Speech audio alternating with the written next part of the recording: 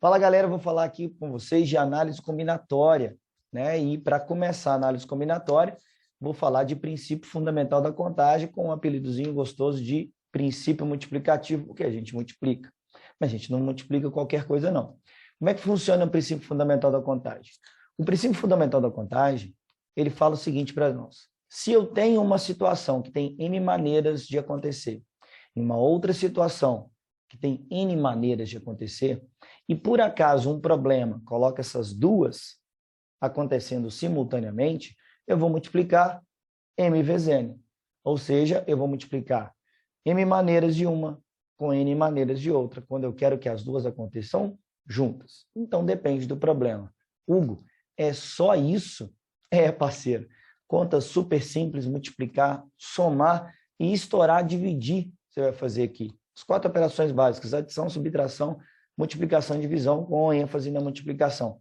O problema da análise combinatória, e em especial o princípio fundamental da contagem, são as pegadinhas e a interpretação. Então, eu vou começar devagar aqui, ó, com algo que você aprendeu no ensino fundamental 1, que é onde você vê pela primeira vez essa ideia de contagem. Saca só, o problema aqui eu não escrevi, mas eu vou falar para vocês. Imagine que eu tenha, por exemplo, uma garota que tenha disponível para ela se vestir, num determinado evento, 3 vestidos. E qualquer um desses 3 vestidos combinam com qualquer um dos 2 pares de bota que ela tem. E aí pergunta: eu quero vestir com um vestido e um par de bota essa garota. De quantas maneiras ela pode se vestir para esse determinado evento? E eu coloquei aqui algo que você já viu no ensino fundamental, que é o que a gente chama de árvore de possibilidades. A árvore de possibilidades discrimina todas as possibilidades possíveis que essa garota tem de se vestir para esse determinado evento. Eu coloquei aqui, ó, vestido 1 bota 1, vestido 1 bota 2, vestido 2 bota 1 e assim por diante. Só que na análise combinatória, o objetivo é você contar quantas são as opções sem contar quantas são as opções. E aí você vai se perguntar: como assim? Cara, você não vai contar um por um. Você vai criar uma estratégia, que é o princípio fundamental da contagem, de você contar muitas coisas sem ir uma por uma, igual eu fiz aqui.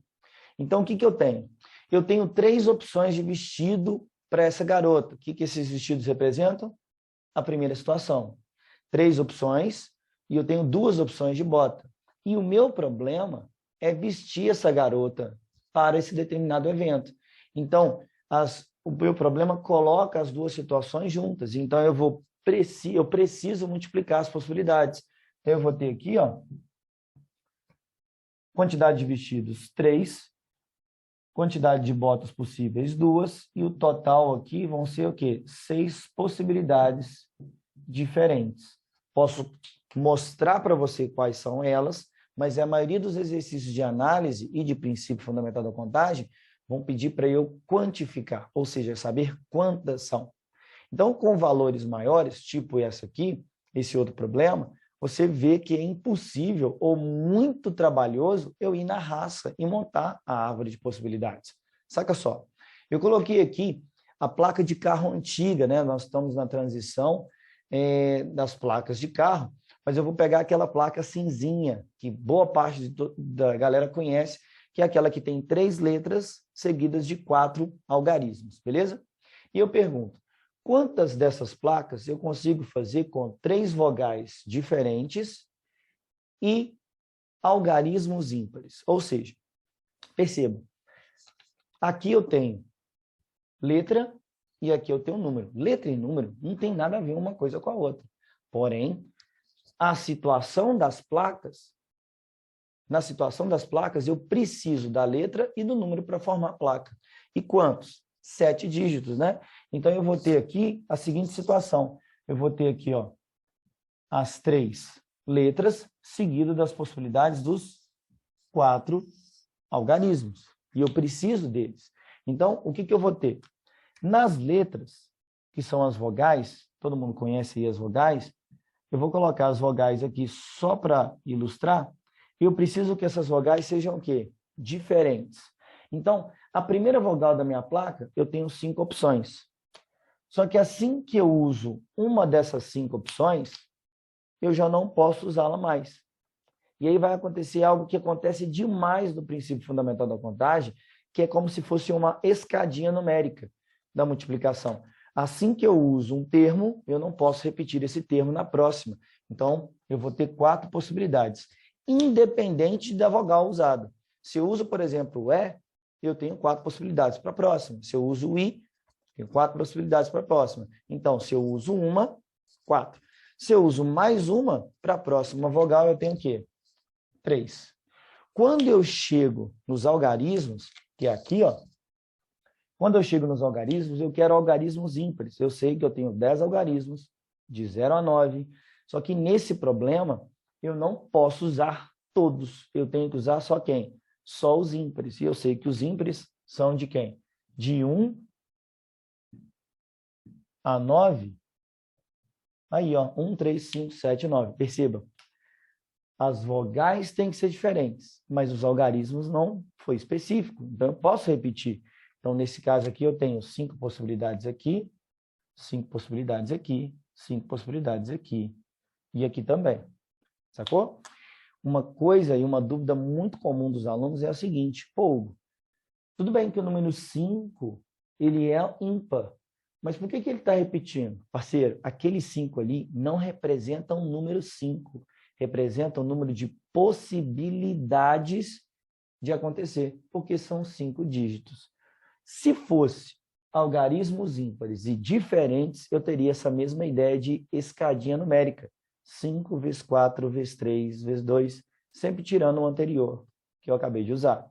Então, resumindo, princípio fundamental da contagem, tem uma situação que tem M, tem uma situação que tem N. Estou analisando junto, preciso de um para o outro, eu multiplico. Sacou? Vou te dar mais uns exemplos agora, saca só. Olha só, dá uma olhada nesse exemplo aqui agora.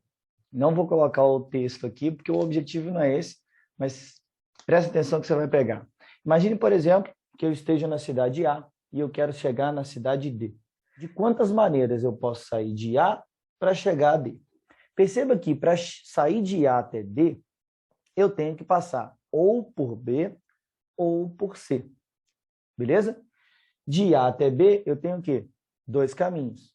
De B até D, eu tenho 3 caminhos. E para eu sair de A, passar pelo B e chegar no D, esses 2 caminhos vão ser analisados simultaneamente com esses 3 caminhos. Então, eu vou fazer o quê? Multiplicar suas possibilidades.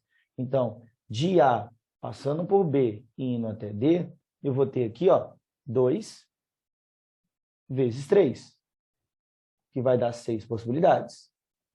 Hugo, 6 possibilidades é a resposta? Não, brother. Por quê? Eu posso sair de A para D passando por quem? Passando por C. Ou seja, eu vou fazer ACD aqui, ó. Só que eu não vou utilizar mais os caminhos de cima, porque não precisa deles. Saindo de A e vindo para D, passando por C, eu preciso desses 4 e eu preciso desses 2, que eu vou ter 8. Então, o total de maneiras de eu chegar de A, de eu sair de A para chegar em D, vão ser o quê? 14. Perceba que o princípio fundamental da contagem, você não sai multiplicando tudo que você vê pela frente. Tem o quê? Análise. Hugo, por que eu não multipliquei todo mundo, por exemplo? Porque para eu sair de A até D, passando por B, os caminhos de baixo não são importantes. Não são analisados juntos. Não são analisados simultaneamente. Então, não precisa. O que é analisado simultaneamente? As 2 hipóteses de cima, 2 vezes 3, para chegar na minha finalidade, né? E esses 4 vezes 2. Depois eu somo, porque um não tem nada a ver com o outro. Sacou? Aí eu peguei um exercício aqui, que é muito, mas muito comum em exercícios de atividade de escola até vestibular. Considere os algarismos de 0 a 5. São 6 dígitos, ok? 6 dígitos. Só contar aí. Se é esperto, você vai conseguir. 6 dígitos. Considerando esses 6 algarismos, quantos são os números? Quantos números de 3 algarismos podemos formar? Perceba. Para eu formar um número de 3 algarismos, eu preciso de quem? Eu preciso da unidade, eu preciso da dezena e eu preciso da centena. Se eu preciso disso, eu vou multiplicar as possibilidades. Tranquilo? Então, eu vou começar aqui. Não me foi colocado nenhuma restrição, só multiplicar. Porém, para eu ter um número de 3 algarismos, o zero não pode estar na centena. 0,15, por exemplo, apesar de 0 ser um algarismo, na esquerda, na parte inteira, ele não é significativo. Então, 0,15 não é de 3 algarismos, e sim de 2. Então, eu tenho uma restrição aqui na frente que eu não posso ter o zero. Então, na centena, eu tenho que tirar a possibilidade do zero. Então, eu vou ter aqui o quê? Eu vou ter aqui, dos 6 dígitos que foram, né, disponibilizados para mim, eu só vou poder usar quem? 5 desses. Ou, e aqui? Não, aqui de boa, aqui eu posso usar o zero, inclusive, e aqui também. Então, eu vou ter aqui, ó, 30 vezes 6, 180 possibilidades. Filé? Aí a pergunta, mais uma vez, da escadinha de numérica, que é depois a matéria de fatorial, que a gente vai ver em outro vídeo. Desses, da letra A, quantos têm algarismos diferentes? Então, o princípio é o mesmo. Eu vou ter aqui, ó, centena, dezena, unidade. Vou mais uma vez prestar atenção na centena que não pode ter o zero. Então, eu vou ter que começar por 5 aqui do mesmo jeito. Só que aí eu vou ter o seguinte, sem o zero. E aí eu tenho o seguinte, eu tenho 6 dígitos que eu posso usar. Não vou poder usar o zero no começo. Por isso que eu coloquei 5. Na hora que eu coloco aquele 5 ali, eu automaticamente já uso um dos dígitos. Sobram quantos? 4. Porém, na casa da dezena, o zero que eu tinha tirado, ele volta. Então, eu vou ter 5 novamente. E no próximo dígito, que é a unidade, dos 6. Usei 1 na primeira, usei 1 na segunda, sobram 4 unidades para unidade. 4 algarismos para unidade. Então, eu vou ter aqui, ó, 25 vezes 4, 100 possibilidades. Top? Saca só. Dos 100 da letra B, quantos deles são ímpares? Ok? Quantos deles são ímpares? Então, desse cara aqui, o que esse cara quer dizer? Eu estou considerando algarismos diferentes. Tranquilo? Então, desses caras aí, quantos números de 3 algarismos diferentes serão ímpares? Lembrando que para o número ser ímpar, eu não preciso usar só algarismo ímpar. Eu preciso só que a unidade seja ímpar. Então, se eu seguir essa mesma ideia, agora eu tenho que analisar duas coisas, não só mais o zero no começo. Agora, para o número ser ímpar, eu tenho que analisar principalmente a unidade. Então, desses 6 dígitos, 1, 3 e 5 tem que ser na unidade. Então, aqui, ó, eu vou ter 3 possibilidades. Hugo, por que o 3? 1, 3 e 5 para o número ser ímpar. Uma vez que eu tenho 6 dígitos, eu escolho um deles. Sobram quantos? 5. Só que desses 5, o zero está ali. Então, eu tiro o zero e venho com 4 aqui. Lembrando que o zero não pode estar ali. Mais uma vez, eu coloco 4 aqui. Por quê? 6 dígitos. Tiro o primeiro que eu usei na unidade, um dos ímpares. Tiro o zero. Tiro o cara da centena que eu acabei de usar. E sobram 4 dígitos aqui. Eu vou ter 16 vezes 3, 48. Beleza? E para finalizar, a cereja do bolo. E agora? Quantos desses são pares? Eu não coloquei ali, mas eu estou me referindo à letra B. Eu tenho aqui, ó, da letra B, 100 números de 3 algarismos diferentes. Letra C, 48 são ímpares, automaticamente quantos são pares? 52. Mas se eu não tivesse esses resultados, como é que eu faria aqui? Esse exercício, ele tem um diferencial. Hugo, mas, cara, a letra C e a letra D são tão parecidas, por que tem esse diferencial? Por que é tão diferente? Porque é o seguinte, quando você vai tentar fazer uma conta só, você tem lá no final, para ser par, tem que terminar em quê? 0, 2 e 4, porque eu estou limitado a só 0 e 5. Só que é o seguinte, se você faz a mesma estratégia aqui, coloca, por exemplo, um número par. Número 2, por exemplo. Você usa o número 2. E aí você vem aqui para frente, você teria que tirar o 0. Sim? Óbvio, igual eu fiz aqui em cima, Hugo. Eu entendi essa parte. Tirei o 0 aqui, tirei o 0 aqui, tirei o 0 aqui. Óbvio que eu tenho que tirar o 0. Top. Mas se você usa o 0 aqui, você não precisa tirar ele aqui, porque ele já foi usado. Lembra? Aqui são 6 números. Eu usei um, e quando eu cheguei aqui, eu tirei 2 números. O que eu usei na unidade e o 0 que eu não posso usar. Quando eu estava aqui, ó, eu usei um cara aqui, eu tirei 2 números também. Ah, não, aqui não, perdão. Aqui eu tirei só um. Mas aqui, ó, eu tirei o 0 e tirei o número utilizado. Aqui, na teoria, eu teria que fazer a mesma coisa. Tiraria o 0 e o número utilizado. Mas se o número 0 for o utilizado, eu não preciso. Está vendo que está dando conflito? O 0 tem esse problema. Então, para não dar esse conflito, eu vou fazer 2 hipóteses. Ou como assim? Eu vou fazer uma com 0. Vou colocar aquele número 1 ali, porque lembrando, aquele número é um número de possibilidades, então se eu fixo 0, uma possibilidade.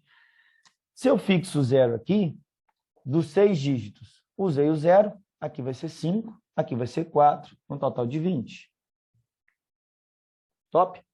Se eu uso aqui, não, o 0 eu já resolvi, o 2 e o 4, eu vou ter 2 possibilidades.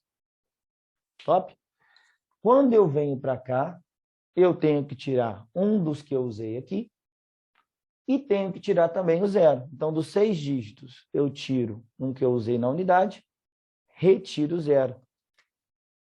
Sobra 4 para mim. E aqui, a mesma ideia, 4. Porque são 6, já usei um, já usei o outro. Sobra 4. Quando eu faço aqui, ó, eu vou ter 32. Um total de 52 possibilidades. Que eu já até sabia, né? Se na letra B eu descobri que são 100 e desses 100, 48 são ímpares, óbvio que os outros 52 são pares. Tranquilo? Mas em algumas situações você consegue fazer uma conta só e em outras, quando dá esse tipo de conflito igual com 0, você faz 2 contas separadas e soma. Tranquilo, galera? Ó, bons estudos aí, valeu!